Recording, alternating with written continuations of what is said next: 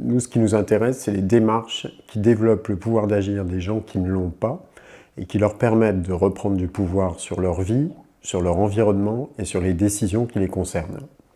Avec un principe d'action qu'on privilégie, c'est le développement du pouvoir d'agir des gens par l'action collective, la mobilisation collective, en partant de ce qui les préoccupe. Alors Yann Le Bosset dit le caillou qu'ils ont dans leurs chaussures. Et effectivement, c'est un mécanisme qu'on retrouve de manière assez universelle, en fait. C'est que si on veut encourager le fait que les gens se mettent en mouvement, on a peut-être intérêt à partir de ce qui est important pour eux et d'encourager le fait qu'ils se regroupent, qu'ils s'organisent, qu'ils réfléchissent ensemble et puis qu'ils se mettent en mouvement collectif pour transformer la situation qui est leur caillou dans la chaussure. Comment trouver sa place? Bien souvent, on se retrouve avec des publics très en difficulté, socialement ou économiquement, avec des vécus parfois difficiles. Et parfois, ces personnes-là se disent finalement, je peux pas changer les choses. Et pour moi, quand on est dans le développement du pouvoir d'agir, c'est accompagner ces personnes à croire en eux et pouvoir leur redonner confiance en leur capacité et la possibilité pour chacun de prendre conscience de ses compétences et de ses savoirs et de pouvoir agir sur son quotidien et de trouver complètement sa place au sein de la société. Votre rôle dans cette belle histoire? Alors, moi je représente Atelier Carmonde. Avec le Centre social, en fait, on est co-organisateur de cette histoire, en fait, de ce projet-là. Et donc notre spécificité là-dedans, en fait, tout particulièrement, en fait, c'est d'amener la démarche du croisement des savoirs et des pratiques que ATD a développé, qu'on partage avec le Centre social et qu'on va probablement développer de plus en plus. À l'Alliance, on part il y a une méthodologie qu'on appelle organiser les citoyens, parce que l'habitant, c'est celui qui habite, et le citoyen, c'est celui qui agit pour changer la cité.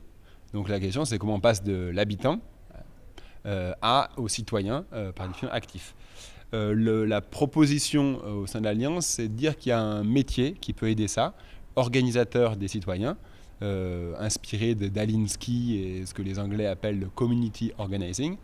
Et donc c'est une personne qui, à temps plein, formée, appuyée par une méthodologie un peu solide, va multiplier d'abord les rencontres avec les personnes sur un quartier donné, faire un travail de tisseur de colère, c'est-à-dire, tiens, Fatima, tu m'as parlé de ce problème par rapport à l'eau chaude qui est gaspillée, que tu payes des factures pas possibles. Je discutais avec Pierre qui me disait la même chose, discutais avec Karim qui me disait aussi la même chose. Viens, Karim, il proposait qu'on se voit chez lui vendredi soir et on va en discuter. Notre association, Intermède Robinson, réalise depuis 10 ans du travail de rue qui pourrait faire penser sur certains aspects à celui d'ATD Carmonde, dans un certain voisinage, avec une grande régularité.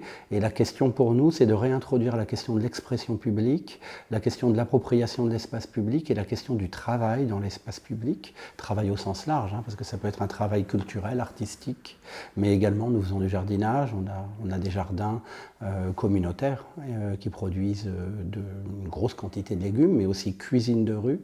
Nous faisons énormément de choses dans l'espace public selon des principes qui sont ceux du milieu ouvert, avec libre initiative, libre adhésion, gratuité, ouverture à tous les âges, inconditionnalité de l'accueil. Et avec tout ça, en fait, nous réalisons, nous produisons du lien social. Mon expérience à moi, elle est personnelle, mais elle est aussi collective. Elle est collective dans le sens où on a créé en fait un collectif sur la ville de Waterloo, un collectif à l'initiative de jeunes. Cette idée de créer ce collectif, en fait, elle est venue d'un bouquin auquel on a participé. Ils ne savent pas ce que l'on pense.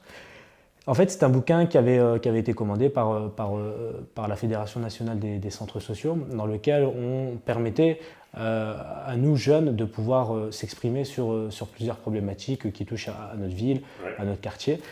On a l'impression d'exister sur notre ville par ces actions, en fait, par ces projets qu'on met en place, et on a aussi plus l'impression d'être écouté et reconnu aussi.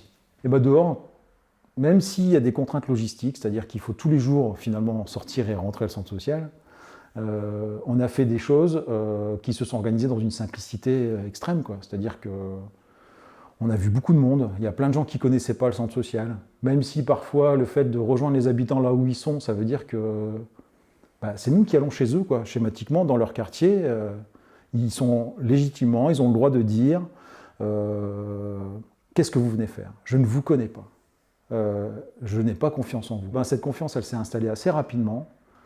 Il y a des choses d'une richesse folle qui se sont passées, et dans une simplicité déconcertante. Ce n'est pas l'objectif de dire il faut que le centre social de Mazagarbe, on passe de 700 habitants à 1000, de 700 adhérents à 1000 adhérents. C'était pas du tout ça. C'était vraiment ce groupe d'habitants qui disaient voilà, moi j'ai envie de partager ce qui se passe dans mon centre social. Ça me fait du bien à moi. Je pense que ça pourrait faire du bien à d'autres. Et on va montrer ce que c'est le centre social en les murs. Justement, aux Trois Cités, le 14 décembre 2015, on a inauguré un centre de santé qui a été l'œuvre d'habitants du quartier qui ont lutté pour l'obtention de ce centre de santé. Et du coup, ça a duré 10 ans, mais quand même, on y est arrivé. Parce que c'était important pour nous, habitants des Trois Cités, d'avoir ce centre de santé. Parce qu'avant, on n'était pas allé directement sur le problème de la création d'un centre de santé. Le problème à l'origine, c'était la charte qu'un bailleur a annoncé qu'il allait faire signer aux habitants pour être relogés sur un bâtiment qui va être rénové et transformé en résidence intergénérationnelle. Et en partant de cette contestation de charte des habitants, qui a abouti l'idée de création de ce centre de santé par un diagnostic par les habitants du quartier, de savoir quels sont les besoins que nous, on a besoin dans notre lieu de vie, est ressortie l'idée d'avoir un centre de santé, de l'aide administrative et de l'aide matérielle pour les habitants.